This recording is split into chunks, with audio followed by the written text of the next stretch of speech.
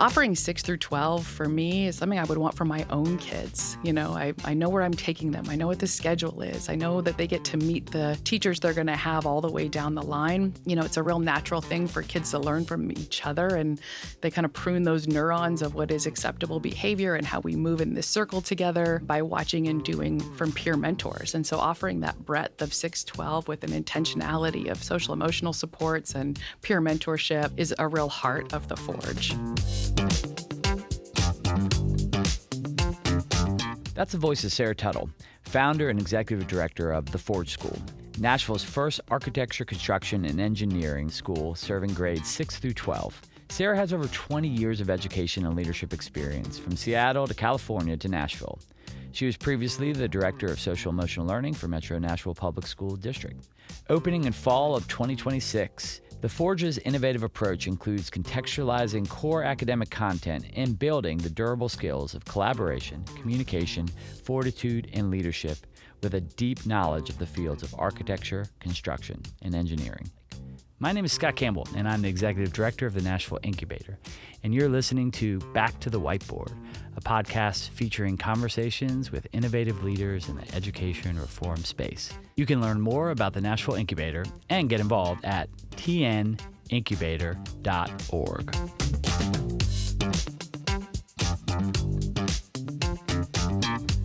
Well, I am really excited to be spending some time with Sara Tuttle, who is the executive director of the Forge School in Nashville, Tennessee. Welcome, Sara.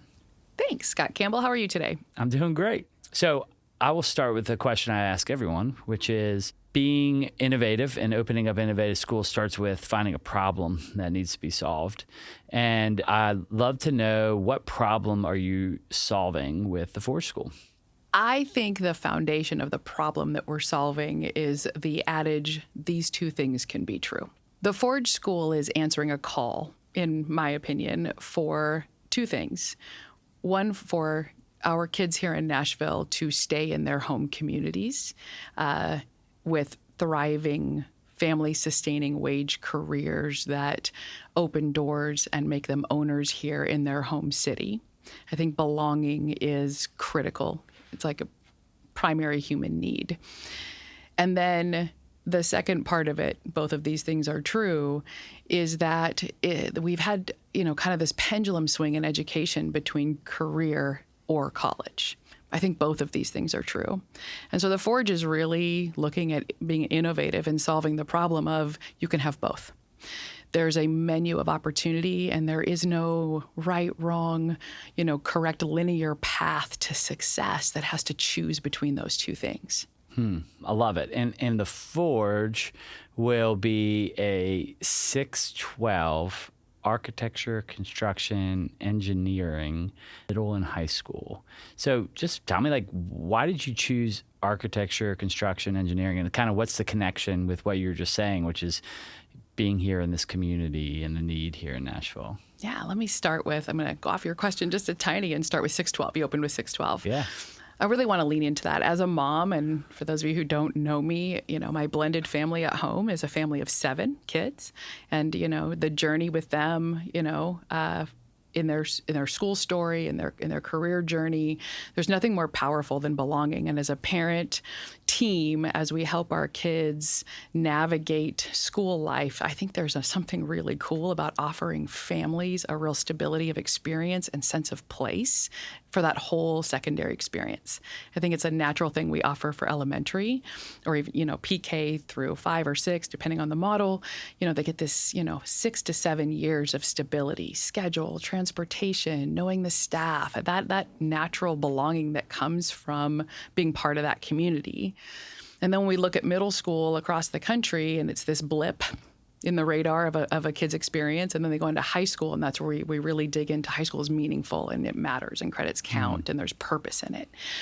Offering 6 through 12 for me is something I would want for my own kids. I know where I'm taking them. I know what the schedule is. I know that they get to meet the teachers they're going to have all the way down the line. It's a real natural thing for kids to learn from each other, and they kind of prune those neurons of what is acceptable behavior and how we move in this circle together by watching and doing from peer mentors. And so offering that breadth of 612 with an intentionality of social emotional supports and peer mentorship is a real heart of the Forge. And that naturally plays into those industries that are our pathways, architecture, construction, engineering, because the mentorship that is required in those three industries, be it through apprenticeships, be it through internships, working your way through different levels of expertise in those pathways is very much going to mirror the experience that our kids will get 6 through 12 and the way that they can kind of go through the web of opportunities and careers in those pathways. To your question about sort of the architecture, construction, engineering, I mean, here we are. It's Nashville. Nashville is popping. We're one of the most growing cities in the country. I mean, we can look at stats all day long around, how fast we're growing. And that puts us in an interesting position as Nashvillians to answer, how do we have this city offer opportunities for its residents to not be pushed out by change, but to be owners at the table and be a voice about how we're going to accommodate our growth and remain in our home communities. We can look at, high wage, high demand, bright outlook careers, and the call is clear in these pathways. And back to my menu of opportunity, our kids can do everything from an HVAC cert when they graduate for some killer money, great benefits and great opportunities, to enrolling in a 4-year school for an architecture and engineering or construction management program. And we want to open all of those doors. Love it. I love particularly this focus around belonging that you sort of tie both towards the career pathways that you're thinking about and being part of this community and towards a school that really sort of embraces belonging. So what has inspired in your experience in life this desire to build a place of belonging in the Forge? I think this is where it gets to be personal. This is the fun part of being a charter founder, actually taking the leap out of the safety of a public school district and a design that you didn't necessarily get to create, but you're doing the best you can with what's given to you, versus the imagination and being able to apply personal experience for both yourself and how I've, experienced, the kids that I've served over the years and what they need. I would make the argument that belonging is actually the bottom of that triangle, that human needs triangle, and that I have known kids that would go hungry and cold and without shelter to make sure that their friends and family have those things. And in my own personal life, I dropped out of high school in the 10th grade due to feeling ostracized to a place where I was physically ill. I was a Jewish kid in the late 80s, early 90s in a private Catholic school because the area I grew up in, the public schools were a little rough, for lack of a better way to put it. And my parents felt I would get a better education, and what they could afford was Catholic school. And the cultural experience there was not welcoming to me.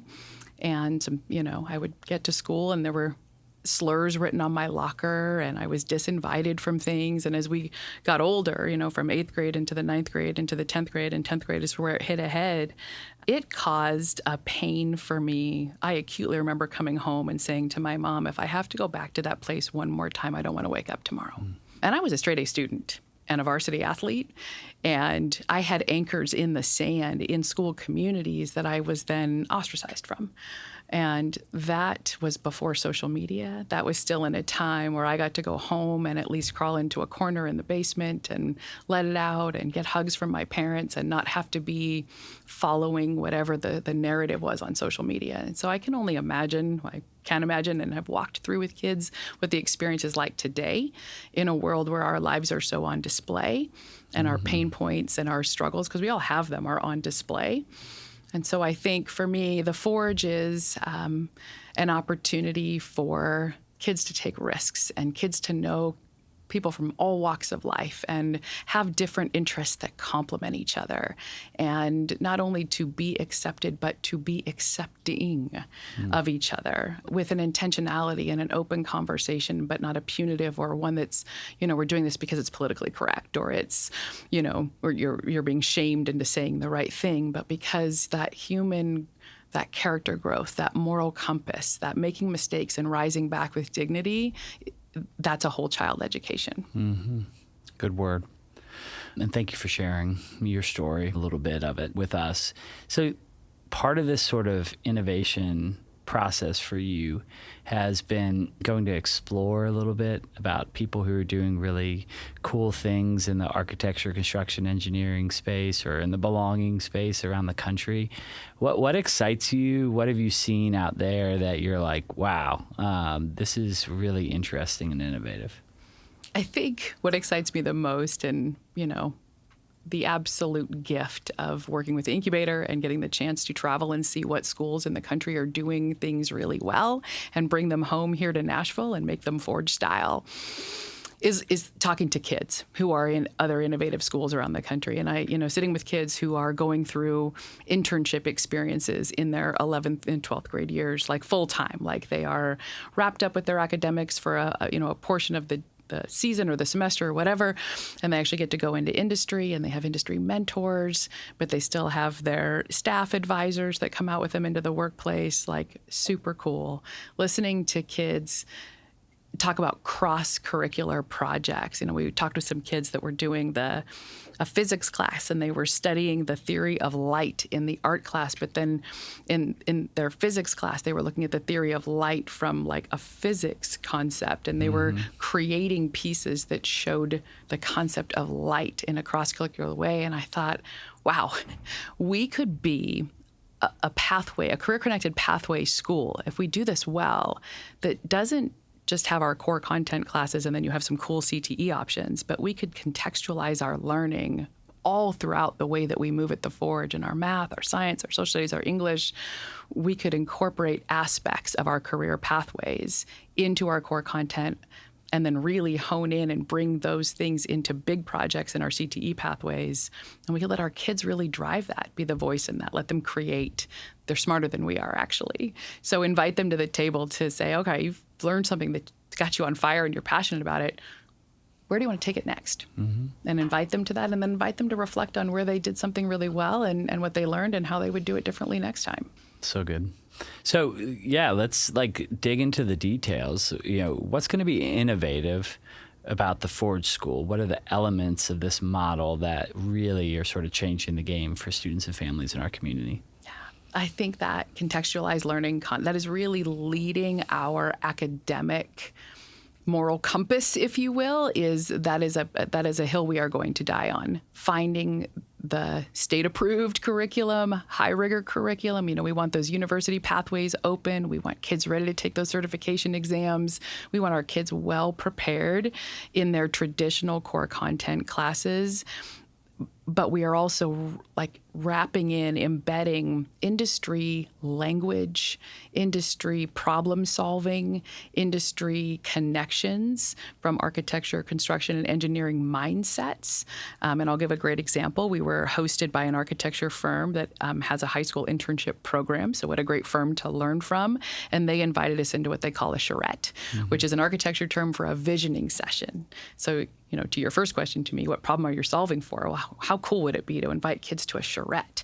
And we're actually inviting them to find the problem that they're solving for with feedback and a round table, and let that begin how they kick off a culminating grade level project. Mm-hmm. That's so great. I also know that one of the things that I've heard you talk a lot about in this school is durable skills. Tell me a little bit more about what are durable skills and how is the Forge sort of meeting that need that we often hear is a need in the workforce right now? Thank you for bringing that into the sphere. I think I talked about contextualized learning and our academic guidepost, if you will. The durable skills is really our cultural guidepost, and there's a through line that will show itself here in the experience that our students and our families and our staff will have at the Forge. Durable skills is a way of capturing what we mean by that whole child, and our durable skills are aligned directly to our pathways, and it's been very cool to get the chance to have professional architects, engineers, construction managers weigh in on the way that we're looking at durable skills.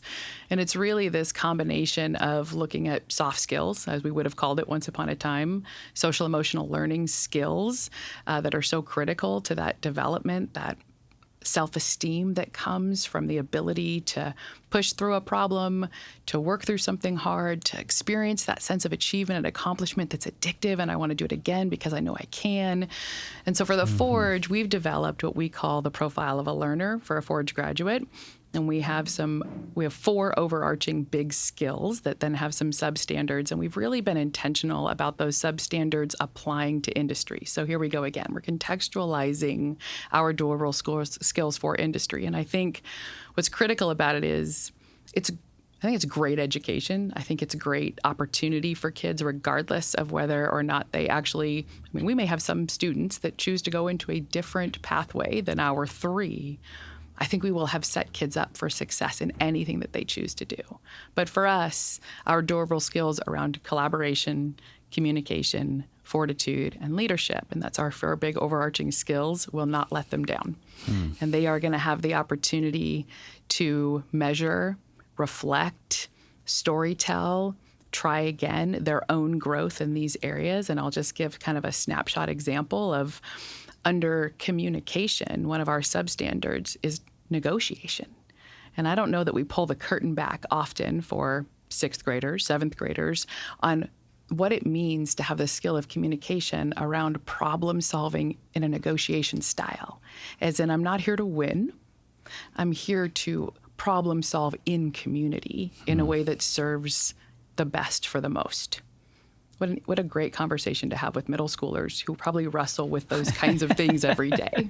And parents. And fair. Who are dealing with having the negotiation of their young people each and every day. Well, that's like so cool and exciting because I know a lot of the research around durable skills comes from America Succeeds, and like the research is really based in, like you started with, what the needs in the workforce are, what are job descriptions asking for in employees. And yes, you have to have technical skills to be able to do many jobs, but the transferable or durable skills that you're teaching here are going to cross those boundaries and allow students to really do whatever they want as they graduate, but have a deep contextualized understanding of these pathways in architecture, construction, engineering. I'm actually going to take it a step further since you opened that door and say it's not only a deep understanding, it's a currency. What our kids are going to build is social capital, the ability to network, the ability to establish a community around them, that they're creating belonging for others, that they understand the power of their belonging, that they understand what it is for servant leadership, and to know that what social capital can do. It's, we always have said, it's about who you know, right? And we often criticize this concept of nepotism. What we're really getting at is that some have privilege to belong somewhere. That's really what we're saying every time we criticize nepotism, if you will. And I think we can frame that differently for our kids. We're going to teach you the power of capitalizing, building social capital so that you are valuable to yourself, you trust yourself, and you are valuable to those that you work with and serve, because what you bring to the table is it's culturally responsive. It's kind, it's problem solving, it's trustworthy, it's reliable, it's someone I want to know and work with and hang out with, and I like myself. There's nothing that lights me up more from the inside as an educator is when I hear a kid say something that if I were translating into adult speak, they're saying, I like myself. That's really the goal. That's what we should be educating for. And then, because they're going to take that out into the workplace and they're going to lead others to that same joyful life. It's a good word. Well, I'm really curious as we think through this new school, and it hasn't opened yet. You're in the process right now of putting it all together. But if you were to paint a verbal picture of what walking down the hallways of the Forge School would look like, and as we open up a classroom or we walk into a common space, we see this. What will define the Forge School? What will that verbal picture be? Our tagline at the Forge School is "We build." And I think what you're going to see as you walk down the halls of our school is building of self-esteem, building of community, building of relationships, building of academic skills, building of social skills, building of networks and partnerships with industry and other education. And we're going to lean into that from the very beginning here as we start our family recruitment opportunities and really trying to share what the Forge believes in. We're going to do that through experience because we're hands-on learning is what we're all about. And so, we're going to launch events and invite families in to help us start building the Forge, even with some hands-on activities around building benches that will be in our lobby. And we're going to invite whether or not families ultimately enroll with us, this school belongs to Nashville. This is about building Nashville. And so we want things to be not perfect, by hand, out of the imagination, innovative, telling a story, right? Architecture, construction, engineering is storytelling. It's storytelling of how people live and work and move and transport. And so the Forge School itself, you should feel all of those things. You should still feel storytelling of student learning and experience. That's great.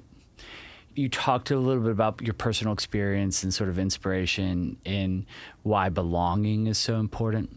I'm curious, just like what inspires you to right now to open up this type of school with this theory of learning? Is there a book or a person or experience or another model out there that you'd say, wow, this has been probably one of the most important or influential inspirations for me? I think over the years of, leading schools, working with kids and working with families, one of the questions that, you sit with teenagers on and, we have some sort of pat answer, why am I learning this? I think that the Forge School, we are not going to have to answer that question. I think our kids are going to be answering it for themselves, and we're going to celebrate and invite that. This is about a purpose-driven education where there is an outcome, and there's actually limitless outcomes for them. So, and we're going to pull the curtain back on that. We're going to introduce them to industry mentors along the way where they can see jobs they probably didn't even know existed, right? The opportunity to understand what they could do with their education. In fact, I had the conversation with my 9th grader this morning because it's finals and he's cannot understand where he is ever going to use this Algebra 1 in his life. And trying to explain to him that whether or not he actually uses, the formulas that he has to memorize or the, X and Y axis in the rest of his life, it's a mindset that he needs to embrace about problem solving. I think our kids will understand that innately, and I'm so excited about that conversation with them. For me, architecture, construction, engineering, which is not my background, I'm a history teacher. I will always say I'm a history teacher, truly.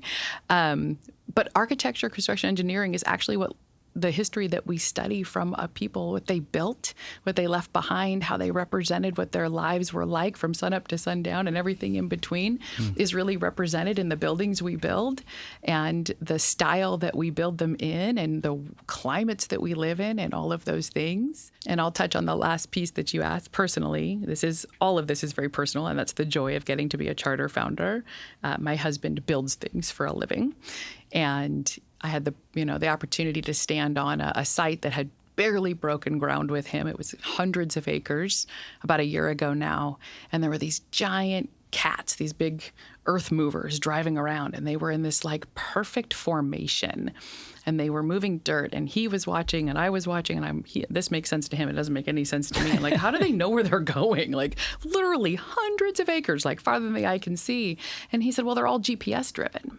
I was like, well, how do they know to do that? And what are they looking for? And he was explaining about the geotech, understanding the soil, what can be built here, what the use of it ultimately needs to be, sustainability, what's good for the earth and what's good for the people who will live around these buildings that are going up, how we responsibly use the resources that we are removing or repurposing. And I was just sort of in awe of, guys driving big tractor-looking things are actually scientists, they're engineers, they're satellite experts with all the things. And I was like, how do people know how to do this work? And he said, actually, these guys are making 80 to 100K a year before the overtime because I can't find enough of them. And I thought, ooh, say more. And there you go. And thus the Forge was... Thus the Forge came out of inspired. Some big tractors that were so freaking cool. I'd love to drive one with, super skilled employees, tradesmen, college degreed, everything from, certificates to doctorates are on this job site and bringing something to life that is futuristic, because what they're building is technology centers, and that is going to change the story of the way people live going forward. And I'm thinking, wow, we could get kids ready to embrace this and have these amazing wages and these amazing experiences and be a part of what's going up, and as much as they are served by it. Well, I love how all these sort of aspects of your personal experience and your leadership experience and teaching experience are, for a lack of better word, forged together to help sort of cement this amazing, amazing school that you will open here in Nashville, the Forge School. And thank you for doing it. Thank you for the opportunity. It is, 24 years of service in public education, and this is the scariest thing I've ever done and the most exciting thing I've ever done. If people want to find out more about the Forge School or get in touch with you to ask questions or enroll their child, how can they find out more? Really simple. theforgeschool.org is our website. We're up, we're live. We have an interest form. We would encourage everybody in Davidson County to come check us out, fill out our interest form. My email personally is on there, so I can respond directly to families who are interested in knowing more or attending one of our Build the Forge events as we kick off our community involvement events to get this off the ground. It's really exciting to be talking to you today, particularly at this sort of moment, right, where you're still in the creation, you're still building this school that is going to serve families in our community for so many years in the future. Opening in 2026 will be the first classes at the Forge School here in Nashville.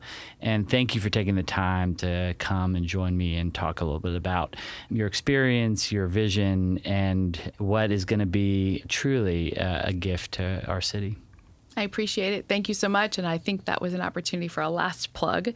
We are going to open in the fall of 2026 with a 6th and a 9th grade. And I think that's an important thing to put out there for anybody who might be interested.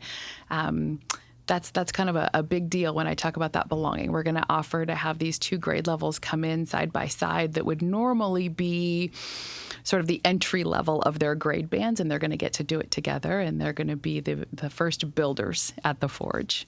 And so we're pretty excited about that. Love it. Well, thanks. Thank you.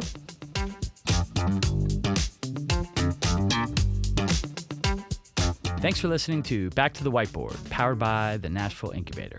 Learn how you can get involved in helping us reform education at tnincubator.org. And if you like this episode, please follow, rate, and review this show wherever you listen to your favorite podcasts.